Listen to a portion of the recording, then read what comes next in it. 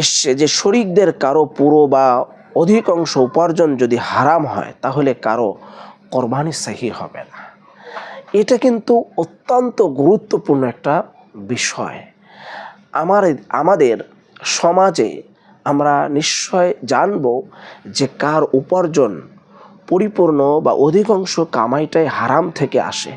কেউ যেমন সুদ খায়, টাকা সুদে লাগায়, সুদের ব্যবসা করে, বিভিন্ন ওয়েতে করে যেটার মধ্যে সুদ নিহিত রয়েছে, কিংবা ঘুষ খায়, অথবা এই ধরনের আরও হারাম যা যা আছে সেখান থেকে উপার্জন করে। মনে রাখবেন যে তার সাথে কোরবানির অংশীদারিত্ব হলে কোরবানি কিন্তু সহি হবে না।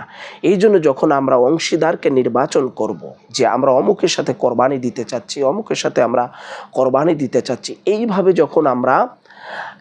যখন আমরা অংশীদারিত্ব আমরা নিতে যাব, তখন কিন্তু আমাদের খুব লক্ষ্য করে নিতে হবে। কেননা এই অংশীদারিত্বর কারণেই কিন্তু আপনার আমার কোরবানিটা নষ্ট হয়ে যেতে পারে, সহি হবে না, আল্লাহর দরবারে কবুল হবে না।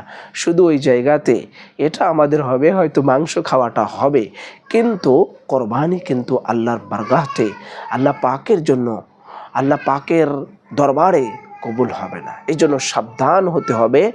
হারামের কামাই যাদের অধিকাংশ রয়েছে, সেখান থেকে হারাম যাদের কামাই আছে, তাদের থেকে যেন আমরা অংশীদারিত্ব না নেই, তাহলে কিন্তু আমাদের কোরবানি হবে না। এরপরে যদি কেউ গরু, মহিষ বা উট একা কোরবানি দেওয়ার নিয়াতে কিনে আর সে ধনী হয়, তাহলে ইচ্ছা করলে অন্যকে শরিক করতে পারবে, তবে এক্ষেত্রে একা কোরবানি করাই শ্রম। কোনো ব্যক্তি যদি সমর্থবান লোক হয়, সে যদি একাই গরু কিংবা মহিষ নিজে কোরবানি করতে চায়, কোনো অংশীদারিত্ব নিতে না চায়, তবু আলহামদুলিল্লাহ তার কোরবানি হয়ে যাবে। সে যদি ইচ্ছা করে ওখানে আমি কাউকে অংশীদারিত্ব করব, সেটাও পারে। তবে উত্তম হচ্ছে, শ্রেষ্ঠ হচ্ছে নিজের পক্ষ থেকে একা কোরবানি করা। যদি নিয়াত করে থাকে এই জন্য একা কোরবানি করাই তার জন্য উত্তম হবে।